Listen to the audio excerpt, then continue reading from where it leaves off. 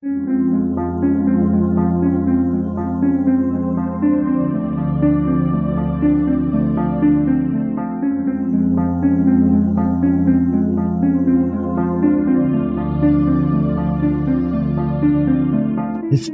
tells the story of the world and of our lives. Sometimes that history goes bump in the night.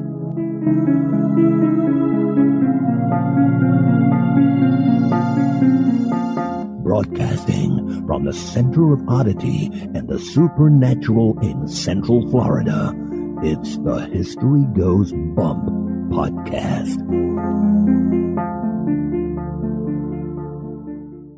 Hello, you spooktacular people. Welcome to this 384th episode of the History Goes Bump podcast. Ghost Tours for the Theater of the Mind. I'm your host, Diane. And this is Kelly. Kelly, on this episode, we're going up to the New England area and hitting Boston, which we don't do very often. And we're going to be talking about the Boston Common. Make sure you packed your parka. This is actually a location that I have visited probably about 5 or 6 years ago. And when it comes to the Boston Common, people are going to love this episode because we have witch hangings, true crime, and haunted cemeteries all in this episode. We've got it all. Because the Boston Common has it all. So we're looking forward to sharing it with you guys.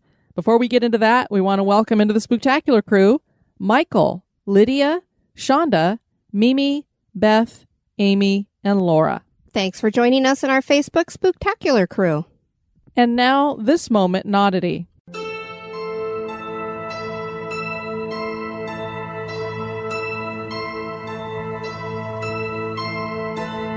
The moment in Oddity was suggested by Robert Kruse. Supposedly, if one drives down Peyton Drive to where it dead ends into Woodview Road in Chino Hills, California, and then makes a right turn and then a quick left, they will come upon a very dark wooded area. There's a road through that area that curves back and forth as the darkness pulls the car deeper into the woods. There's a locked gate and security camera at the end of the road. It is in this area where people for years would claim to see the mysterious green mist. Teenagers challenged each other to brave the drive as they shared stories of urban legends.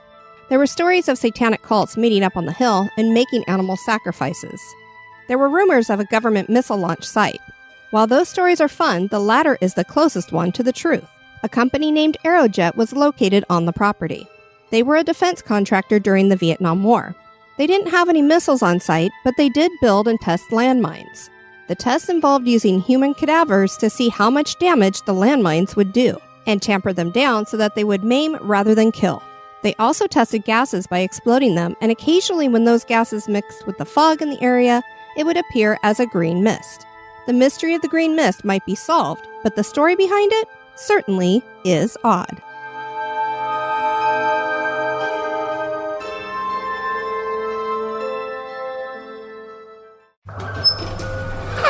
This is Victoria from victoriaslift.com.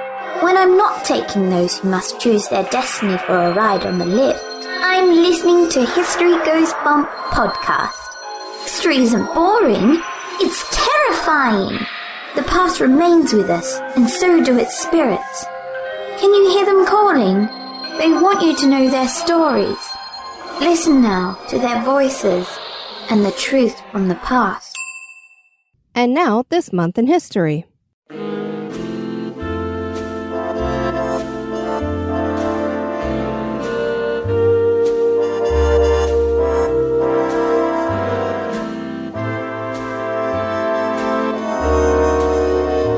In the month of May, on the 7th in 1945, the German Instrument of Surrender was signed. This was the legal document that ended World War II in Europe and killed the Nazi Party. The first version of this was signed in a small red brick schoolhouse in Reims, Germany, by General Alfred Jodl. The document called for the unconditional surrender of all German fighting forces and was witnessed by American, Russian, British, and French ranking officers. General Jodl asked for a 48-hour grace period, and this was granted, but Supreme Allied Commander General Dwight D. Eisenhower informed Jodl that he would be held personally responsible for any deviation from the terms of the surrender. A more formal signing was held the following day, May 8th, in Berlin. This required 3 members of the German High Command to sign the agreement. Western allies consider May 8th, 1945, Victory in Europe Day, while the Russians, who wouldn't recognize the earlier instrument of surrender because it wasn't done in Berlin, consider May 9th, 1945, as Victory Day.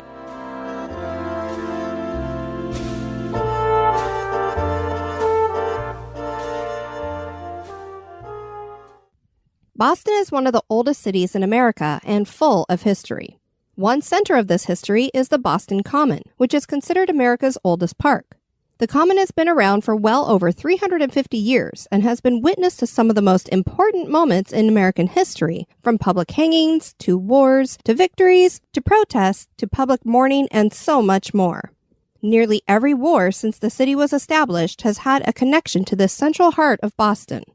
So much emotion is wrapped up here. It's not surprising that strange experiences are reported all over the Common. Join us as we explore the history and hauntings of the Boston Common.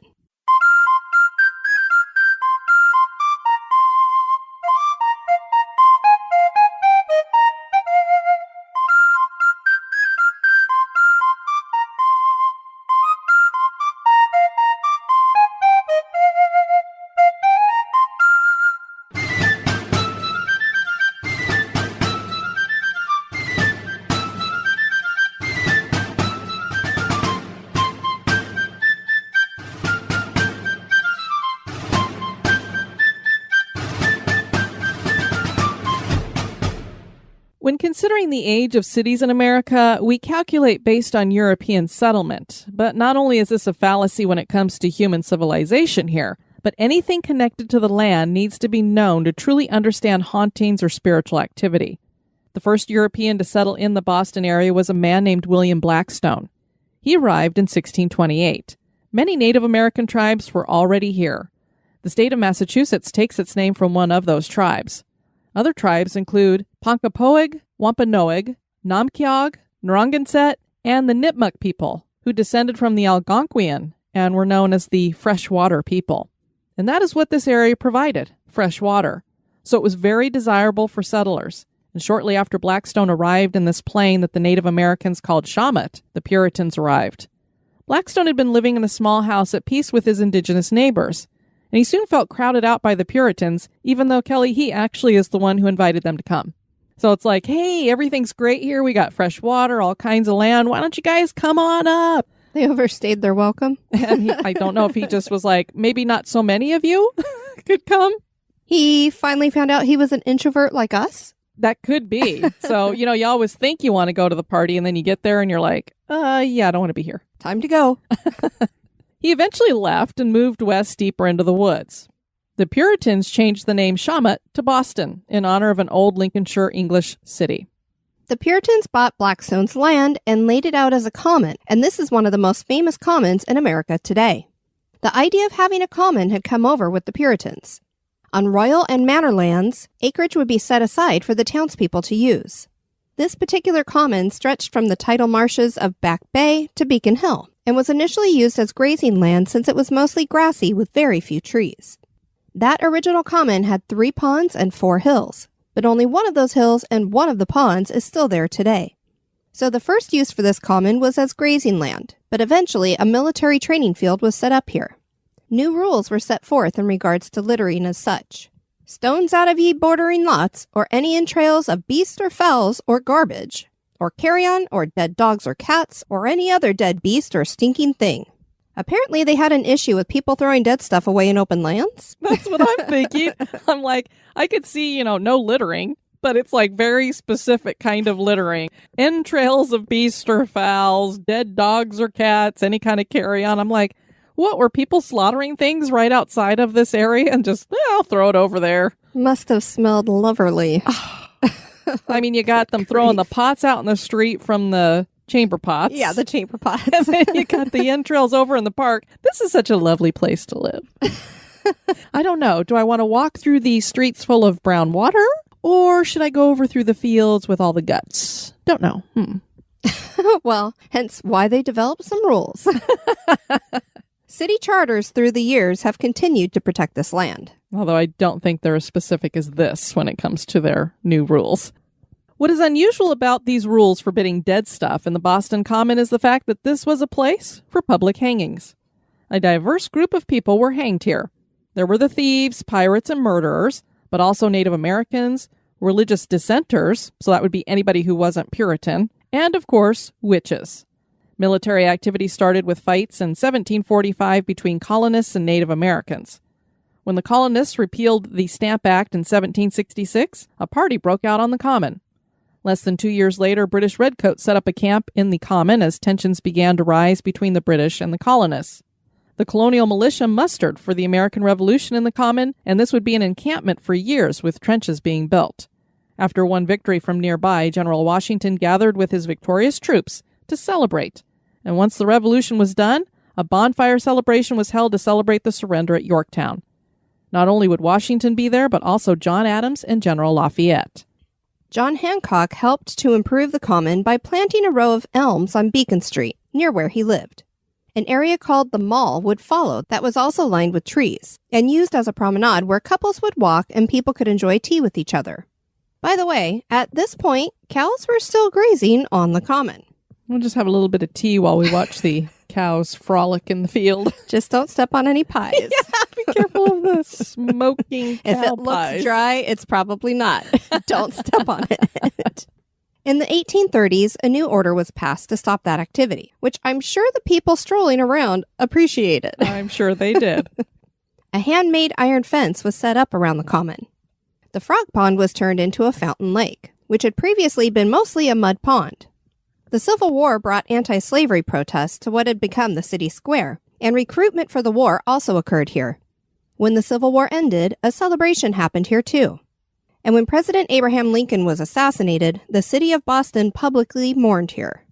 Victory Gardens would be built during World War I, and the iron fencing would disappear when World War II started, because it was needed for the war effort.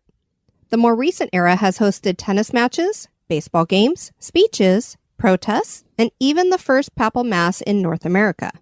Like I said, this place has seen everything, a little piece of it. The Friends of the Public Garden and Common was formed in 1975 to help protect the Common. The Common has many statues and monuments that have been added to it through the years. We're going to talk about a few of them here. The Brewer Fountain was installed in 1868. Boston merchant Gardner Brewer bought the fountain, which was designed by Paul Leinard, with statues by Mathurin Moreau at the Paris Exposition of 1867 and brought it back to Boston. The statues feature the figures of Galatea, Amphitrite, Assus, and Poseidon. The Boston Massacre Memorial was placed in 1888 and features a bronze figure breaking the chains of tyranny. This was designed by Robert Kruse and depicts Crispus Attucks, who was the first to be killed at the Boston Massacre in front of the Old State House on March 5, 1770. In 1913, the Blackstone Memorial tablet was added to honor the man who originally owned the land and the people of Boston who owned the Common. It was designed by R. Clipston and includes an inscription taken from the words of 4 of the founders of Boston. The Lafayette Memorial, that was designed by John F. Paramino, was added in 1924 and commemorated the centennial of Lafayette's visit to the Common in 1824. The father of the American Navy, Commodore John Barry, has a monument that was designed by John F. Paramino that was erected in 1949. The Park Street Mall was renamed as Liberty Mall in 1917 to honor our soldiers and sailors in the Great War. The 54th Regiment of Massachusetts Infantry, which was the first free black regiment in the Union Army, is honored with the Shaw Memorial. This was named in honor of their leader, Colonel Robert Gould Shaw, who was killed along with 32 of the infantry on July 19, 1863, during an assault on Fort Wagner in South Carolina. The memorial was designed by Augustus St. Gaudens and Charles F. McKim and placed in 1897. There are statues representing learning, industry, and religion in Parkman Plaza, designed by Adio Di Beccari and Arcangelo Cassieri. A Declaration of Independence plaque was added in 1925. The flagstaff, which is a 37-foot-high pole made from one tree, has stood on the Common for over 150 years and had once been the only place people could smoke, so they nicknamed it Smoker's Circle. This is atop Flagstaff Hill, which kids love to sled down. The Holmes Path is named for Oliver Wendell Holmes. A Civil War memorial designed by Martin Milmore, called Soldiers and Sailors Monument, was added in 1877. There's a fountain with an angel carved on it near Arlington Street, and many people like to rest near the fountain. Some of them have claimed to see the spirits of 2 women wearing Victorian-era clothing, walking in a hurry near the fountain. No one knows who these spirits might belong to, but some speculate that they died in an accident nearby. And now a little break for a word about one of our sponsors. This episode is brought to you by Smile Brilliant. Kelly, I know sometimes it bothers you that you grind your teeth. Do you know how many other people in America do that? Yeah, I think it's around 40 million. Yeah, so you're not that big of an oddball for grinding your teeth. Gee, thanks. Do you know why you do it? I really don't. I think part of it is stress, anxiety. I don't know. That's what it is for a lot of people. Stress, anxiety, sometimes it's an abnormal bite. They get into this chronic teeth grinding, and it's really a horrible thing for your teeth. Not only does it cause you to be a little bit sleepless because it keeps you awake, but you get worn enamel, tooth decay, and that leads to having to go to the dentist, which we all love. Not. And when you have to get some of those procedures done, they're really expensive. This is true. Now, the thing that a lot of people do to try to prevent that is get a custom-fitted night guard. But if you go to your dentist to get that done, they could charge you anywhere between $200 to $300 per guard, and you're probably going to grind through at least 2 or 3 of those in a year. So that can get really expensive. I think my original one, which I got from my dentist, was closer to 4, and Wow. I went through it relatively quickly. Well, if you go to Smile Brilliant, their lab direct process gets you the same custom-fitted night guards for as little as $45 per guard. Additionally, Smile Brilliant has custom-fitted teeth whitening trays and the Carry Pro electric toothbrush. I know. Check this out. My smile's gotten so much whiter. Oh, it looks great, Kelly. And you know what? Mort's getting pretty close to you. Oh, come on. My teeth are way whiter than his, but he is catching up. If you want to join me in pursuit of a brilliant smile and a restful night's sleep because I'm not grinding my teeth anymore, then head over to www.smilebrilliant.com and use BUMP at checkout for 30% off. Once again, that's www.smilebrilliant.com and use BUMP at checkout.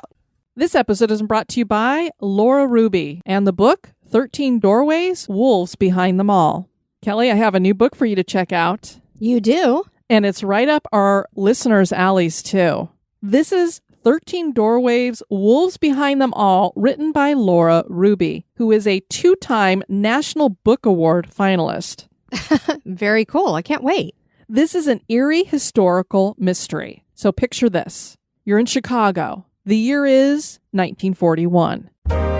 When Frankie's mother dies and her father leaves her in the orphanage, it's not supposed to be forever. Years later, Frankie wants to know what really happened to her mother, what other ghosts lurk in the shadows of her past, and how much will she risk to find out. Ooh, ghosts of the past. Haunting and hopeful in equal measure, says the New York Times.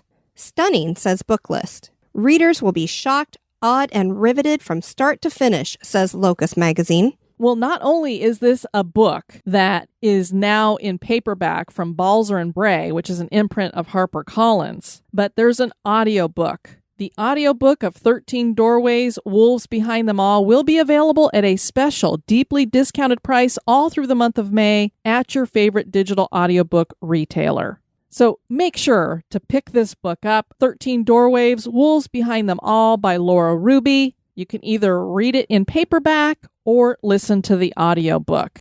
I'll probably do both. I can't wait to crack that book open. I really love having a book in my hands, but I'm also one that's time pressed, so I like to listen to audiobooks. So I'll probably purchase both, I think.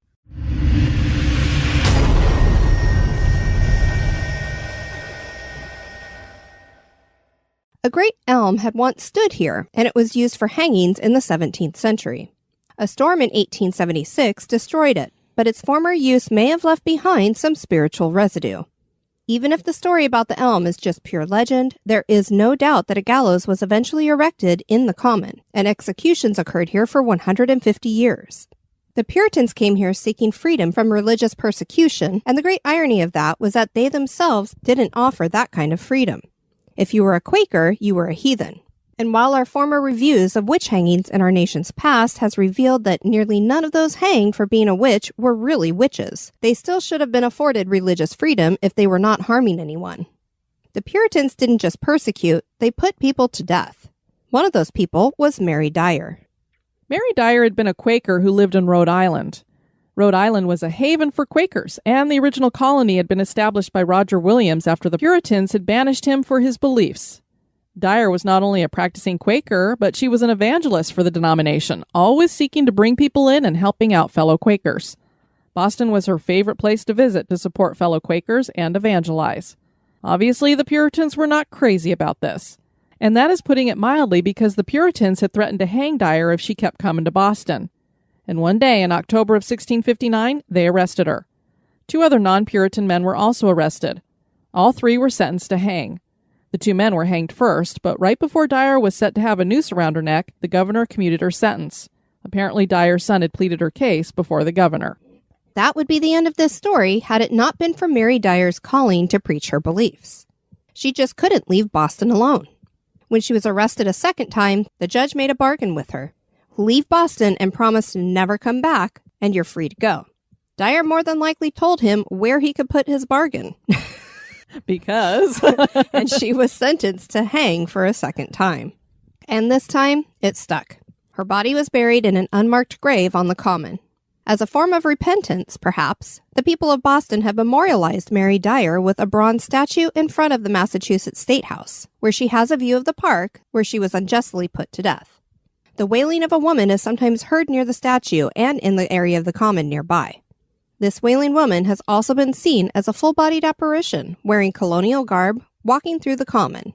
Dyer is sometimes thought to be an anniversary ghost, appearing every 25 years to a certain troubled young person and inspiring them to live a noble life. One such man had been a drunkard, and what soon came to be known as the White Witch of the Common appeared to him, and whatever she said to him, he never revealed to anyone. But he never touched a drop of liquor again and went on to have a very successful life. Many people believe Mary Dyer is that spirit. Dyer was only one of perhaps hundreds hanged on the Common. Anne Hibbins was hanged for witchcraft in 1656, but even before her there was Margaret Jones, who was hanged in 1648. Anne Goody Glover was hanged in 1688 for witchcraft. She had come over from Ireland and spoke mostly Gaelic. She was a strong-willed Catholic and so didn't get along with the Puritans. She washed laundry for her neighbor, John Goodwin, and one day she got into a fight with his teenage daughter. We imagine some Gaelic curse words were hurled, and next thing you know, 4 Goodwin kids are accusing Goody Glover of bewitching them. When Goody couldn't recite the Lord's Prayer in English in the way the Puritans said it, she was sentenced to hang. You can imagine, first of all, she doesn't really know English that well, so they're insisting she says it in English, and then the Catholics say the Lord's Prayer different than the Protestants did. Clearly, she must be possessed. Clearly. People have claimed for decades to see the shadowy images of people hanging from trees and apparitions wandering where the great elm had once stood. And we wonder something else. If the elm had indeed been used to hang people, is that why it was taken out by the storm? And afterwards, Bostonians clamored to the Common and tore the tree apart to have a souvenir of the former landmark. Could there be energy attached to those fragments that they then took home with them? We'll never know. But if your family has passed down some parts of the great elm and something's knocking around your house, let us know. I just thought that was so, I don't know. I guess the great elm was this big landmark for them, so when it got blown over, they all wanted a piece of it. But I can't imagine chopping up a tree to go, I want part of the great elm to take home. The hanging tree. Yeah. I'm like, if it was used for that, I don't know, to have some kind of energy attached to it, I don't think I'd want to take that home with me. Another area of the Common that is reputed to be haunted is the cemetery that is here. No oldest park in America would be complete without one, after all. The central burying ground is here. This cemetery is located on Boylston Street between Tremont and Charles Street and was founded in 1756. Members of the Sprague family are buried here. Father Samuel was a rebel who participated in the Boston Tea Party and fought during the Revolutionary War, and his son Charles was one of America's earliest poets. Composer William Billings, who wrote Chester, is buried here, and the famous painter Gilbert Stuart is buried here. He made the most well-known portraits of George and Martha Washington. That one of George you see all the time on the dollar bill? Yep, that was him. There's also Caleb Davis, who was a Revolutionary patriot, and many British soldiers were buried here, particularly after the Battle of Bunker Hill. Sam Baltrusis writes in his Ghosts of Boston, Haunts of the Hub book, while the nearby granary burial ground earns top billing thanks to its Freedom Trail-friendly names, including Paul Revere, Samuel Adams, John Hancock, and even Mother Goose, the Boston Common's lesser-known central burying ground has something the other graveyards don't. Ghosts. And Diane found this to be true after the Ghost and Gravestones tour took her into 3 cemeteries in Boston and never shared one ghost story about any of them. While being in these utterly cool cemeteries at night was amazing, it was disappointing to not have one ghost story. I couldn't believe it. I was so disappointed in this tour. So many people asked me about haunts in Boston, and I was like, based on the ghost tour I took there, I can tell you that the Omni Parker Hotel might have some ghosts in it. That was it. Diddly squat. Yeah, I was shocked. We made it, and that was the last thing they talked about. We made it through almost the whole tour, and I'm like, they haven't mentioned one ghost story this whole time. And we went in. It was great to go into the graveyards, but I was expecting a little something. They just told us some creepy stories about the library that was next to the one cemetery. It had books that had covers made from human skin. And Ew. They even had characters that were in the cemetery telling their stories about the people who were buried there, but Right. They were pretending to be ghosts, I guess. It just was very, very disappointing. In the central burying ground, in the common, shadowy figures are often seen near the trees in the graveyard. People claim to have been poked or felt something brush their shoulders or even been grabbed by something they couldn't see. One such violent encounter happened to dentist Dr. Matt Rudger. He was in the cemetery on a rainy afternoon in the 1970s, and he had bent down to look at a gravestone carving. He felt a violent yank on his collar and spun around. No one was there, and he was so spooked, he quickly made his way to the gate. As he ran along, he noticed a red-haired girl with sunken cheekbones and a mud-splattered gray dress standing in the rear corner of the cemetery. She was staring at him intently. He started running faster, and as he turned to face the gate, he saw her standing there. He buzzed past her quickly and headed down Boylston Street, and suddenly felt something reach into his coat pocket, and the next thing he knew, his keys were dangling mid-air in front of his face and then dropped. Oh, my word. I can't even. It'd be like, whoa, my keys are in front of my face. She's just trying to be helpful. Yeah, don't forget your keys. Kelly, you know darn well this is the kind of prankster ghost you would be. Like, toodaloo, I'm over here. Oh, no, wait, I'm over here. Hey, let me grab your keys for you. Without a doubt. Ringing them in the front of him. Ding, ling, ling, ling. Rudger had always considered himself a skeptic since he was a medical professional, but his beliefs were profoundly changed that day. And Kelly, one of our favorite people, Adam Barry from Kindred Spirits, he considers the Central Burying Ground to be one of the most haunted places he has visited. We need to go. Yes, and there's so much great history there. When I was there, I started at Lexington and Concord. The Freedom Trail that you mentioned earlier followed that whole Freedom Trail and everything that's along there. So many cool things to see. I was only there for a quick turnaround trip. Basically, my ex had a conference that he needed to go to, so I wandered around a tiny bit during the day, but I'm not much of a city girl explorer. On your own? Yeah, on my own. I was a little intimidated. Yeah. So I really didn't get to see much. I can't wait to go back. Yeah, and then we went into Salem, which you have to see Salem, and there's some great stuff to see there, but like I said, it's become quite the tourist trap too, so it doesn't have the aura and mystique for me as it does for some people, I guess. And headed down to Barnstable, which was a great area, very haunted, had a great ghost tour there, and then over into Cape Cod and all the way over to Provincetown. So it was very cool. We need to do a lot of traveling. Yes, we do. There's also a mass grave, and here is where some of our haunting issues start, because this was not the original burial for the hundreds of bones reinterred here. These bones were originally in an adjacent area to the burial ground, and were found in early 1895 when the city started building the nation's first underground trolley station, known today as the Boylston Green Line Stop. Initially, 100 bodies were unearthed. Bostonians came by in the hundreds to watch the gruesome affair of unearthing bodies. They eventually had to cover everything with tarping and stuff because they were tired of having people watching what they were doing. Word.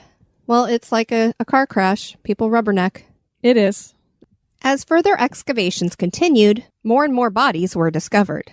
There was never a clear count of bodies, but some historians claim that there could have been at least 1,000.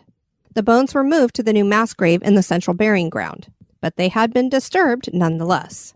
And nobody is sure what all those bones are from. Obviously, we've had epidemics that have gone through, so that's a possibility. I lean more towards, I think this was probably a bunch of British soldiers that they just buried in a mass grave because they died in a battle and they just didn't care to give them that kind of honor of a separate burial for each one, or maybe they didn't have time. I don't know. The Boylston Station was constructed in 1895, and this makes it the oldest rapid transport platform in America. The grand opening was in 1897, and it has been in use since. An old streetcar that was painted bright orange is on display on a side track. There are many abandoned tunnels down here, which makes for a very eerie setting. And it makes me think about the Ghostbusters, the reboot with all the girls as the Ghostbusters. Right, marching down the tracks. Yeah, there's a scene down there that they have with ghosts. So, trolley conductors claim to see the apparition of a British soldier down in one of the tunnels. He's in his full red coat uniform and usually points his musket at the trains before dissolving into thin air. Some believe he is residual. It's so common of an occurrence that veteran conductors will send new recruits on this route to get a kick out of watching them slam on the brakes. Oh my gosh, they're as bad as me. I'm sure they're sitting there because they're probably training them going, oh no, look out, don't hit it. People believe this spirit is connected to those disturbed bones from the station's early construction, which of course I just said that's what I think's going on here too. Located in the center of the Boston Common is the Parkman Bandstand. This is named for Dr. George Parkman, who had a lovely brownstone facing the Common at 33 Beacon Street. Parkman had come from a prominent family in Boston, and he had enjoyed a successful medical career. When he retired, he decided to buy buildings and rent them out as a landlord, and he would lend money to people. One person he lent money to was a Harvard professor named John White Webster. Webster had asked for $400 and never made any attempts to repay the debt. So Parkman decided to pay him a visit at his Harvard laboratory, and he was never seen alive again. Missing persons flyers were placed everywhere, but there was no sign of Parkman. All eyes were on Webster, and he was eventually arrested, and there was a sensational trial. Webster confessed, and the torso of Parkman was found in a tea chest. As for the rest of Parkman, well, this is where the story gets really interesting. Webster claimed that he killed Parkman in self-defense. The landlord and former doctor had come at him in a threatening way, demanding his money. Webster grabbed his heavy walking stick and clubbed Parkman. He said it only took the one blow to knock the man to the pavement, and he didn't move after that. Webster chopped the body into pieces and then threw the remains into the privy. This was the mid-1800s, so he wasn't flushing the body parts, just hiding them where no one would want to look. Ew. And I seem to remember doing a true crime. I can't remember what it was, but the guy I thought had chopped up the woman that he had killed and had literally flushed stuff down the toilet or tried to. The torso wouldn't fit, of course, and that is why it was in the chest. There did appear to have been an attempt to burn the bones in a furnace. The case was so sensational that Charles Dickens became fascinated by it and even looked into it. Webster was hanged for his crime on August 30th, 1850. I don't know for sure, but I have a good feeling that it was in the Common. The haunting connected to this is a strange one. And maybe it wasn't a haunting at all, but we don't believe in coincidences. On the anniversary of his death, 150 years later, the Parkman house had a bad issue with plumbing. The toilet, to be exact. A cistern broke on the third-floor toilet and the tank overflowed. Water gushed everywhere and completely ruined the interior of the historic house. The director of the Parkman house figured that Dr. Parkman had come to pay a visit. So, yeah, maybe it just happened to have that issue on that particular day, but I don't think so. The Boston Common is a must-see for anyone visiting Boston. There is a little bit of everything represented in Boston's history here. And to have ghosts on top of that just makes the place that more special. Is the Boston Common haunted? That is for you to decide.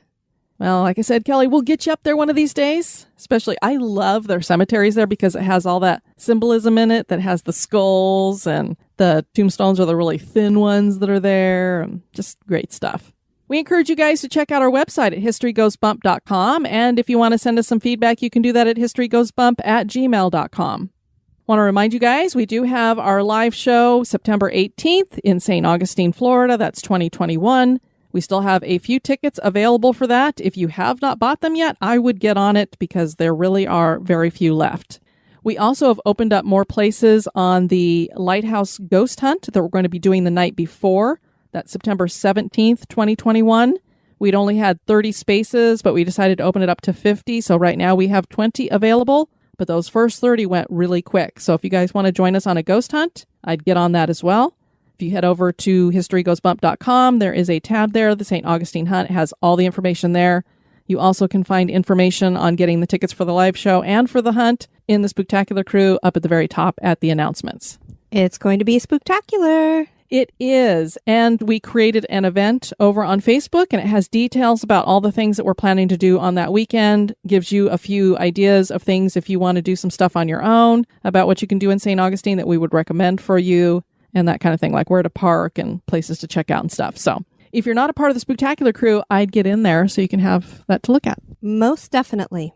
We got an email from Danielle. She writes, "Hey there, listening to the Bannock episode, and I've been meaning to tell you about my experience in Livingston, Montana.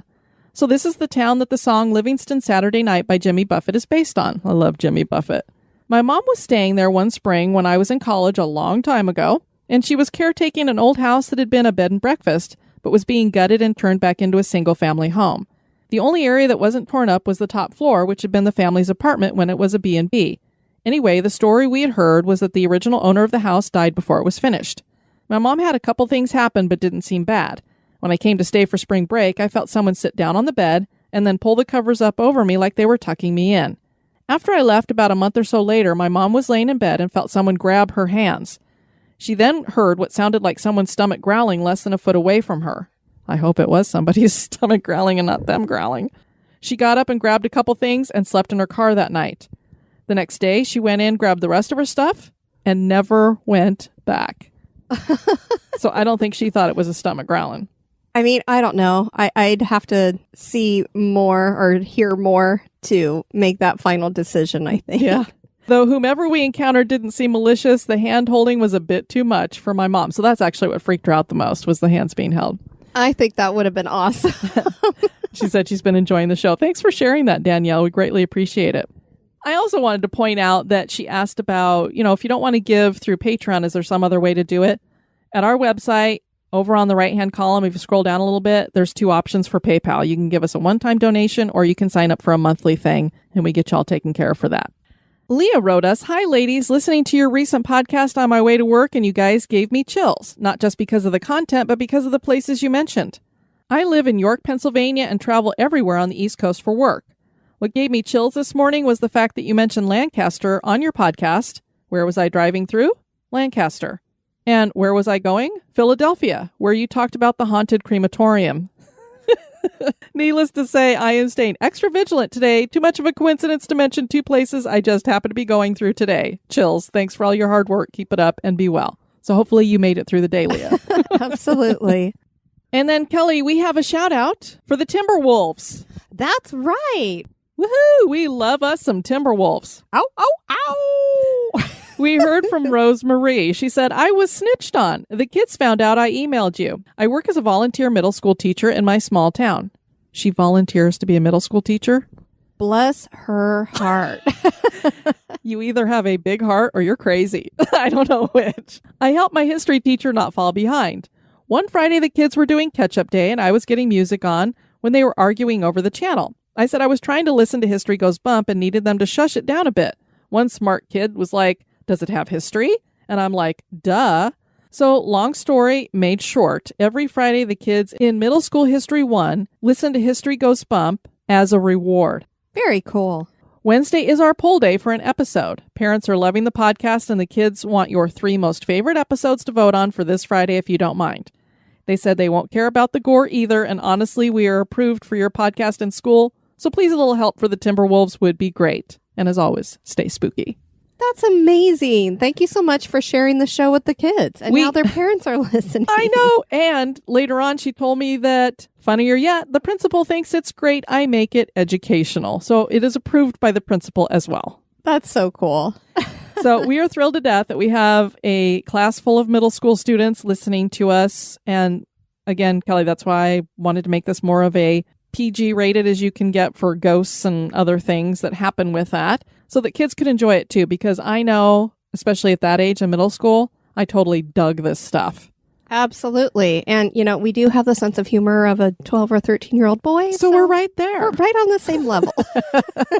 But I would have been a hell of a lot more interested in history if it had been history like this. Oh, absolutely. So we are so glad you guys are listening. We actually could not pick our 3 favorite because it's like asking, who are your 3 favorite children? And you have a boatload of them.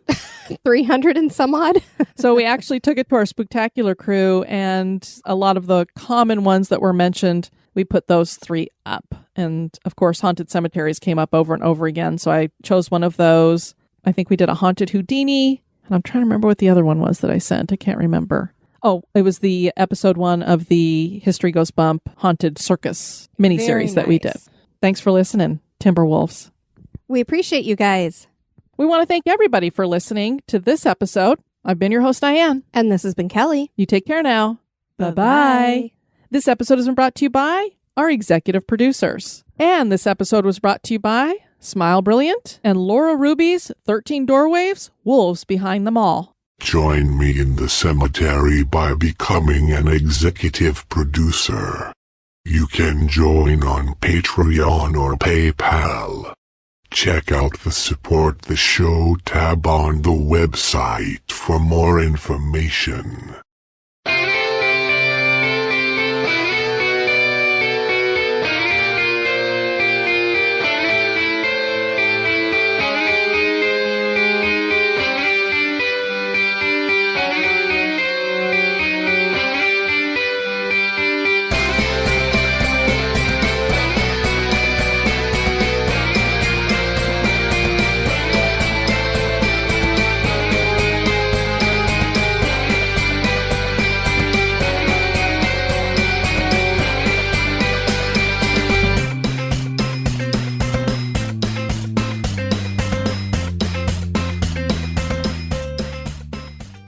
The Civil War brought anti-slavery protests to what had become the city square, and recoupment.